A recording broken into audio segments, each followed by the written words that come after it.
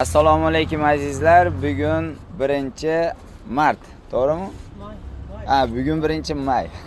Orqa qaytib ketibmiz. Bugun 1-may sanasi, Xudo xolasa kecha aytgandik, hojiga niyat qilib 10 kundan keyin ketaman degan hojilarimizga, to'y kuni aniq bo'lgan kelinlarimiz kelin sarpolagiga Xudo xolasa 2 metrdan tovar beramiz degandik. Ena birinchi hojonamiz keldilar.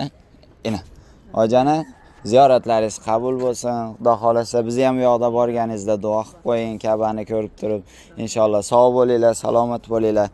Ena klientlarimizga yolg'on emas, to'g'rimi beramiz. Inshaalloh aytganimizga turamiz. Amin. Sog' bo'linglar. Amin. Rahmat. Hojana sog' bo'linglar. Xo'p, omon bo'linglar. Azizlar, kelaverasizlar. 20 ta tovar taxlab qo'yganmiz.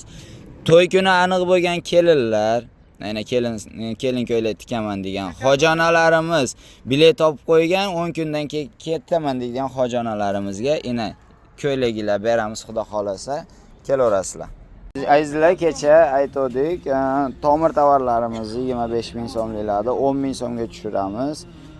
Kelganlar beramiz dedi. 10 metrdan so'rashdi klientlarimiz, bermadik. Eng ko'pi 6 metrdan qilib o'lchadik, hammaga yetsin deb. Azizlar, 1 lon edi. Yetmaganlar bo'lmaysizlar. Ena bu oxirigisini o'lchadik. Xudo xolasa tugadi bu tovarimizdan. Yetmay qolganlarga uzr. Azizlar, bugun o'zida Xudo xolasa ikkinchi klientimiz bor. Bu 2 metr to'yga Xudo xolasa. Biz buni nima uchun qildik bu? Hojiga borganlar, umraga borganlar, bizni duo qilsin o'shada. Qizini chiqarganlar to'yida bizni duo qilib qo'ysin deb turib ishladik bu proyektni. Xudo xolasa 2 metrdan ina kelin Xudo xolasa yaqinda to'y ekan. Ina hadiyamiz Xudo xolasa sog' bo'lsin, baxtli bo'lsin, umringlar uzoq bo'lsin, sog' bo'linglar.